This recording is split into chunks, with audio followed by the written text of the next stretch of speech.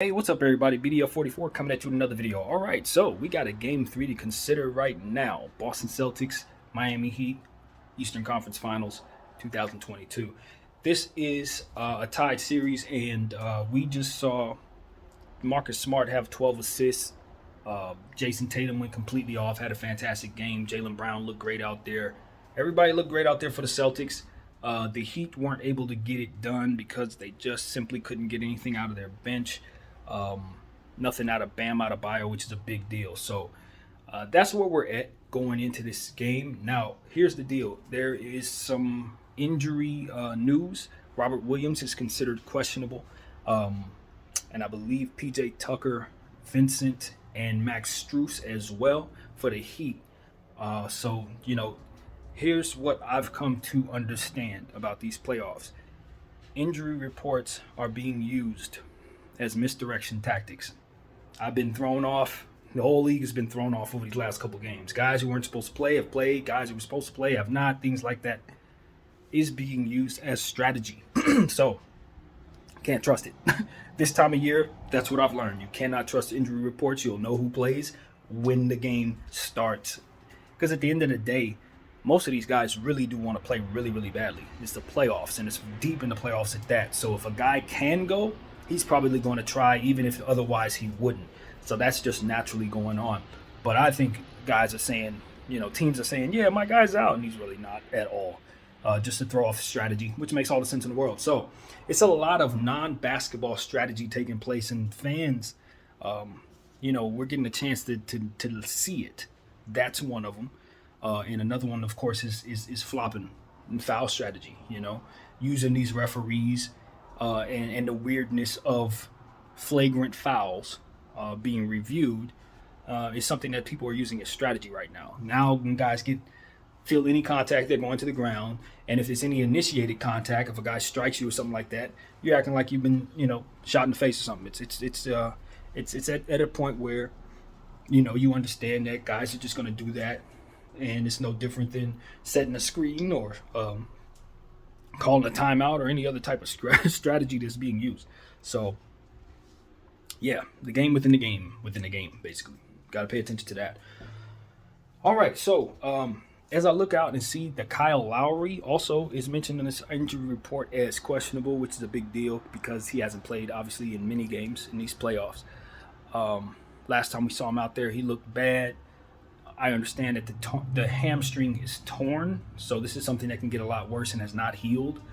And I don't know if it's a bad idea to send him out there or not, but I did think if they are going to get him back into this series, now it's time to do it. Because obviously, if they incorporate him into this thing after this game and they happen to not win it, you have a situation where you're trying to incorporate him into a situation that's really dire for you. You could be looking at a situation where your season may be on the line because of waiting too long to get him back out there. Obviously, because he looked so poor last time we saw him, you think that it's a good chance that may be the case again, at least for a couple quarters or a game or so, for him to get himself back into shape and reacclimated into what the Heat are doing. So it's what I consider to be a risky decision. Just bringing him back for all reasons considered. But at the same time, when you look at the continuity issues that the Heat have and the lack of assists in comparison to the Celtics in this previous game, you just understand that you need what Kyle Lowry provides. Ball handling is something that the Miami Heat could use, and three-point shooting is something the Miami Heat could very much use. And we know Kyle Lowry provides that very much so. So, yeah, they need what he does. As simple as that. They need what he does. As you already know, of course, Max Strus, Gabe Vincent being on the injury report kind of throws a snag in my understanding of what I want to say in regards to how this game should be approached. Those guys are very much important to what the Miami Heat do. I think the bottom line is the Miami Heat are injured right now. You're looking at an injured basketball squad. Immediately, the tables have turned from the Celtics being the hobbled ones to the Heat being the hobbled ones, and now half of their team is missing. So you may see more Duncan Robinson. You may see more Victor Oladipo tonight. Obviously, Jimmy Butler is going to be at a premium. And he needs to get back to the line. He needs to do exactly what he did in that first game, which was not settle for 3-point shots because he only attempted 2 of them, and he got all of his points in the paint and at the line, and that is a recipe for success for Jimmy.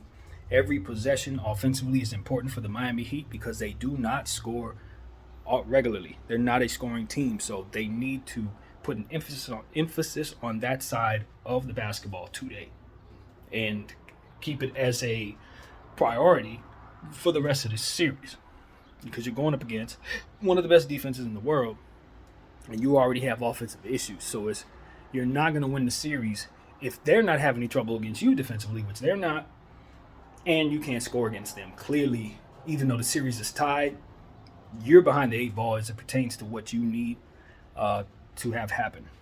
Scoring needs to take place. So that's what I'm going to be looking for. Whoever's available needs to be a scoring threat.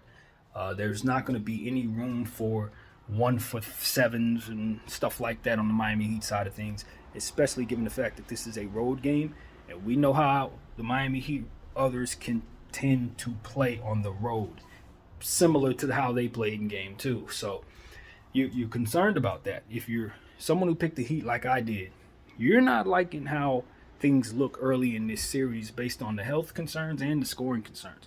So that's where we're at. It's still early. There are a lot of things that can be done. The Miami Heat could use some fresh legs. Maybe they want to go with Yurtseven a little more. Maybe they can try to pull Caleb Martin up a little bit since he's back active again. So I don't know what they're going to do, but I'd imagine adjustments are definitely going to be made. Spoelstra is a very good coach, so something will be adjusted to whatever he saw that he can do something about. You best believe he's going to do something about it. And same goes with the Celtics. Obviously, even though they played very well, you got to understand about the Celtics. They're not going to shoot as good as they did in Game 2 again. Probably not. They stayed above 50% in just about every statistical category. That's not going to happen. 50% of the three, yeah, they're not shooting that. I think that, what was it, 10 out of 20 or something like that? It was very good. And so if they can hit like that for the rest of these playoffs, just give them the trophy. No one's winning a game against them. Simple as that. But we know that the Boston Celtics are a solid 3-point shooting team, capable of beating you from behind the arc, but definitely not Golden State or Dallas. Make no mistake about it, they are neither one of those two teams from behind the arc. So I think that comes back to earth tonight. I think that does come back to earth, and if it does, I think it should even up the score a little bit in terms of the Miami Heat's opportunities at keeping up with this team. But if Miami can't defend better, if they can't get anyone to have double-digit rebounds in this game, because they didn't have anyone with double-digit in the last, then they're going to be going home soon, let alone not winning this series. So I want to see the Heat win the edge on the glass. I want to see the Heat play with a sense of urgency offensively. Don't be timid about playing their offensive players. Tyler Hero needs to give them a little more. He has not been himself in this series just yet. You need to see him step up and step out. And, of course, Bam Adebayo. Bam Adebayo plays a lot of defense and is well-respected on that side of the ball, but he's also gotten a lot of criticism for how he's approached these playoffs offensively. I understand his responsibilities, but he has to look to be a threat offensively. It doesn't matter what your assignment is or whether or not you're having success shutting them down. If your entire team is having trouble scoring, then you're still going to find yourself in a situation where you're not winning. So he's going to have to put up more than 18 points a game.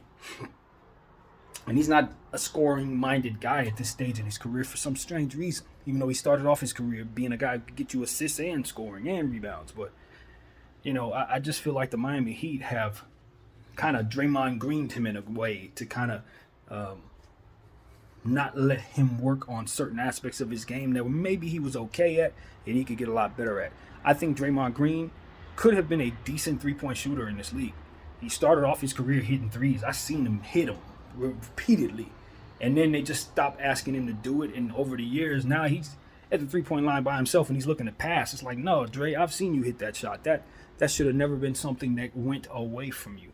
But I feel the same way about Bam in this kid's situation. They're just taking his offensive talent and just said, you know what, because we're the Heat and we have a system, we don't need you to do that. So don't worry about that stuff. And he's just not doing that stuff. He may not be getting better at that stuff. So that's concerning for me. I think he needs to snap out of that or get the hell out of Miami, honestly, because you can't let a team, just because they have this system that, is just so intent on being making everyone sacrifice that you let your talent sacrifice in the process of being a part of that team. Because when they let you go, you're gonna find yourself somewhere else, and then it's gonna be about what you can do, not what it is that you were able to do within a system that you're no longer a part of. So I think it's important for Bam's individual success to get a bigger offensive role.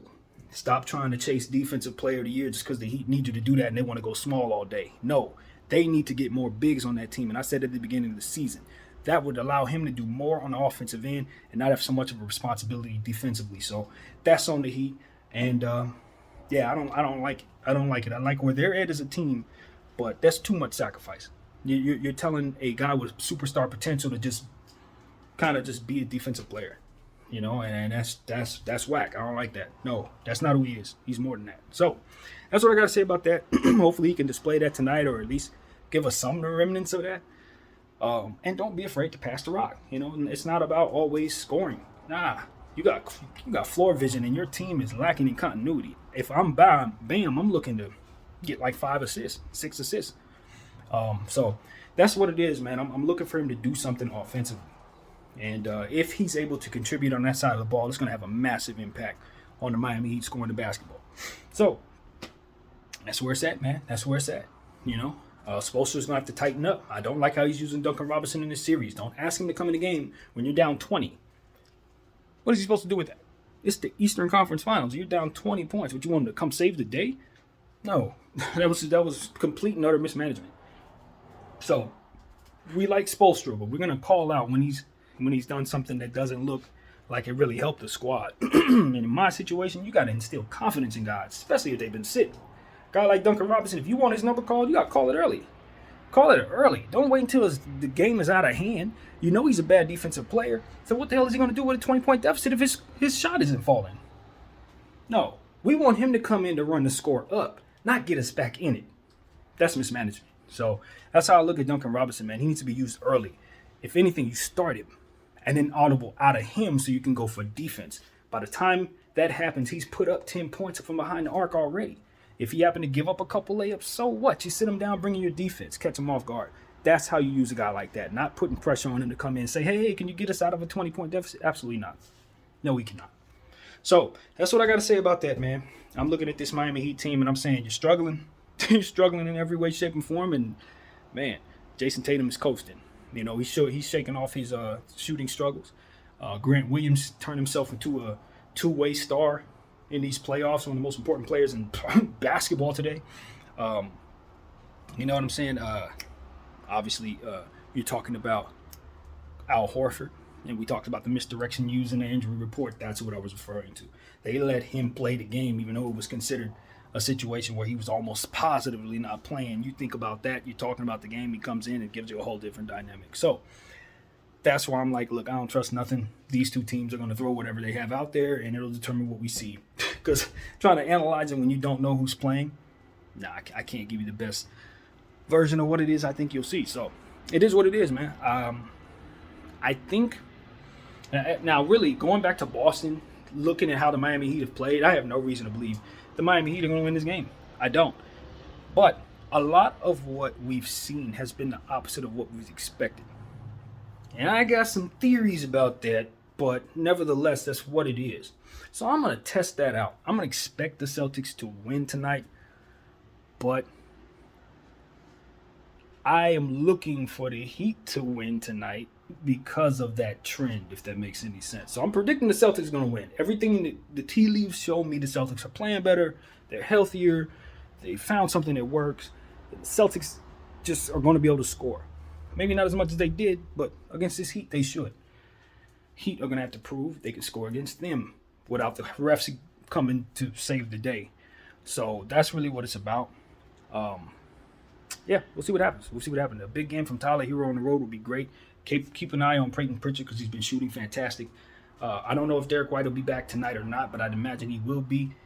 So that's going to be interesting to see how that goes. And, Kyle Lowry will tell a story. If he's coming out there turning the ball over, bricking shots, stuff like that, it's going to be bad for the Heat, man. Real bad.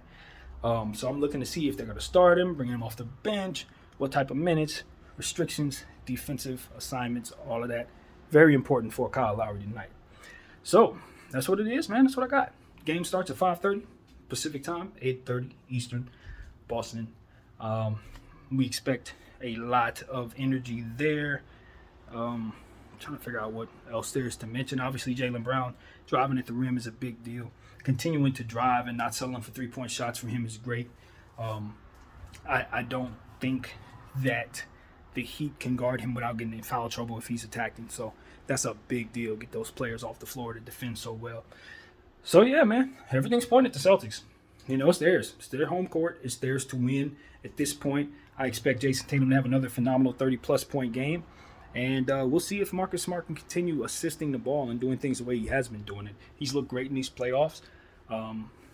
So we'll see. His shooting comes and goes. So at some point in time, you expect his shooting to come back around to, coming back to earth. But ultimately, he's been playing smart. He's been playing actively on both sides of the floor, and you just have to account for him at all times if he's going to play like this. So that is my thought. BDF 44, thank you all for watching, and I'm out.